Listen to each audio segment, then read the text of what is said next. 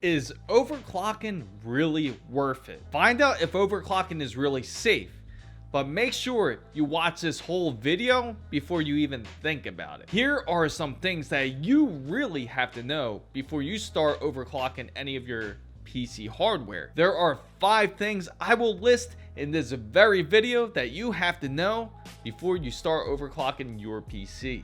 So everybody's like, well, the cool kids do it. I want to push out the maximum potential to see exactly what my PC is fully capable of. And guess what? You're right. You definitely could push your PC to its maximum potential. But do you really want to overclock after you hear these very 5 things that I'm about to say? How you doing, fam bam? This is Chris Mizo here, and for years I've been overclocking many different types of builds and different PCs. From my personal experience, I don't want to see anybody go through any type of grief. I know. Chris Mizo, get to the point. I want to know exactly what these 5 things are, and I'm just about to tell you. The very first reason why you want to overclock your PC is because you want to power through either your programs, your apps, or even your gaming. The main reason why most people want to overclock their PC is to get the most performance out of their gaming. They want to see higher FPS, they want to see better performance, or maybe you just want better performance as a content creator, whether you're editing your raw files on Lightroom or you're editing your videos in Premiere Pro. And what you're really looking for is more render and power. You can see a pretty sizable performance, especially when you increase or overclock your CPU or boost your GPU. Or you might even want to overclock your RAM. And you have so many multiple avenues on how you can overclock your PC, there's really no wrong way to do it. It can certainly be worth the time and effort, especially when you see an increase as much as 15 to 20% of a performance boost in your PC. I mean, come on, it sounds pretty dope, right? But the truth is, unless you're a very competitive gamer, or a very hardworking individual, or content creator, or even a designer, where you have short windows to complete your projects, and you might not really see that much of a difference in performance. You'd wonder why you even tried to overclock a modern day PC component. And if your PC is showing a little bit of age and you just need to give it that raw power, of course, there's nothing wrong with overclocking.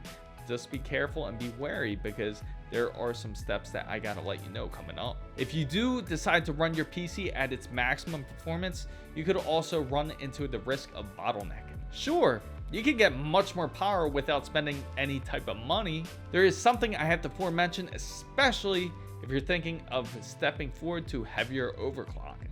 And number 2 is more power equals more heat. This is inevitable when it comes into computing. When you overclock any of your components, it will build much more heat to give you the needed power that you're looking for, especially if you decide to mess with any of your voltages on any of your major PC components, which will create more current going through your CPU, your GPU, or even your RAM. Here's a tip. You can overclock your components, your CPU, your GPU, or whichever you choose to overclock without messing with the voltages. You may not get a higher extreme overclock as much as you would like, but without messing with the voltages, you won't create as much heat. It does take a lot of heat for your CPU or your GPU or even your RAM to start to even see a little bit of damage. If you choose to go a little bit heavier on the overclocking, you are in risk of damaging your components to where you will shorten its life expectancy. For example, NVIDIA's RTX 3080 Ti can go up to 93 degrees Celsius, which will require you to really push some heavy current in there for it to get up to that kind of level. Even if it does, more than likely your PC will start to fail to where it will begin to shut down or even reboot, and you'll get that wonderful blue screen of death. And here's another thing you really need to know about overclocking.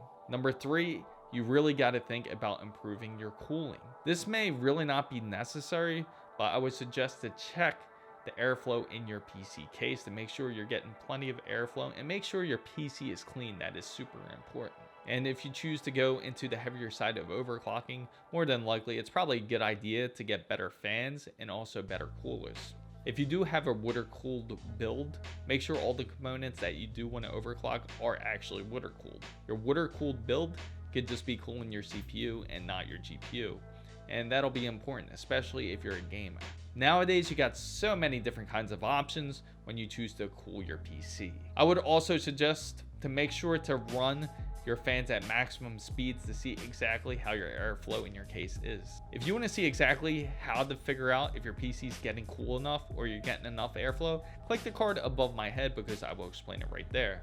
If you don't want to see it right now, I will also have it linked down in the description box down below. If you do your full diagnosis and you find out you have plenty of airflow, you may not even have to worry about upgrading your fans or your coolers. If you want better fans or you want better coolers to have it more silent, I would suggest it, especially if you're overclocking. You're going to hear those fans, especially if you have some loud ones or some stock case fans. It's probably a good idea to replace them. But if you really want to look for maximum potential in your PC, I would suggest looking into a custom water loop for your build. It's not as difficult as it will seem.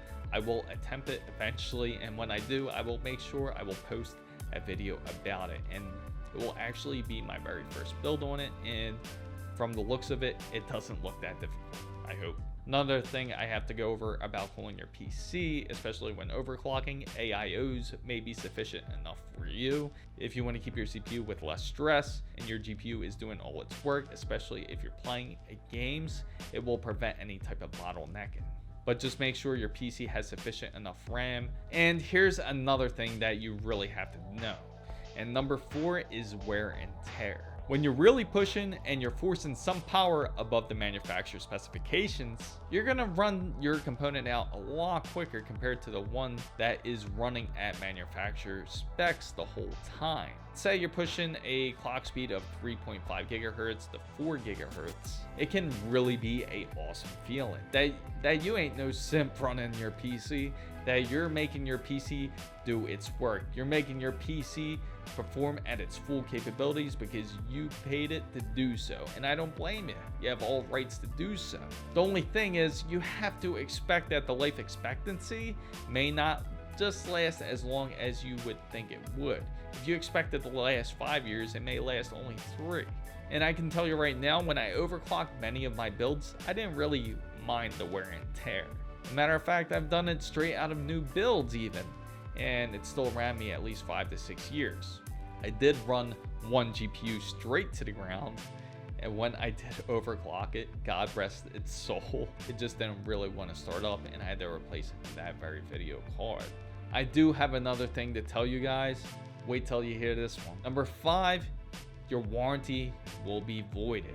Yes.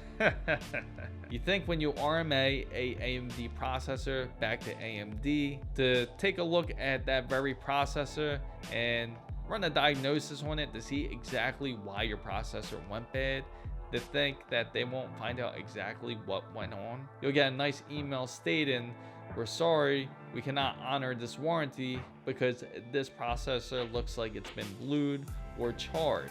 Then you're gonna say, "Why doesn't AMD honor my warranty?" I mean, come on, you gotta know where you're headed. You're gonna enter an area where you know you're gonna void that very warranty. It's like trying to open up my PS5 right now, not expecting to void my warranty. And this is something to really consider, especially if you got brand new hardware. You're gonna have to be willing to spend some money, especially if you have to replace any of your PC hardware. And you have to ask yourself, was it really worth overclocking? And if you say, hell yes, then more power to you. By all means, take it to the next level if you like, if you dare. Believe me, I feel you. But remember, in 2021, it is really difficult, especially now, to get any PC components. And also, I gotta share something to you about ExpressVPN. Hey fam guys, if you don't have a virtual private network, a VPN, then you're surfing the net unsecured. Hackers can know your bank information, and besides, you can do really cool things such as watch your favorite movies that you can't watch here in the US, such as currently I'm connected to Hong Kong's network, and I can go here onto Netflix and watch something that I can't watch here in the US. Now I can watch something cool like this, something here I can't watch in the US. So get ExpressVPN. If you want to get ExpressVPN, I have it exclusively for you, FanBam, for 2 months free. And you can try it out. It is also great for gaming. I hope you enjoyed this video. If you did, make sure to give it a thumbs up. If you want to join the big, wonderful FanBam where we love to talk about PC and tech stuff, make sure you go down and hit the subscribe button. And don't forget to hit the notification bell. And for all the newest updates, make sure you follow my Twitter right here, as it is the same as my TikTok and my IG as well.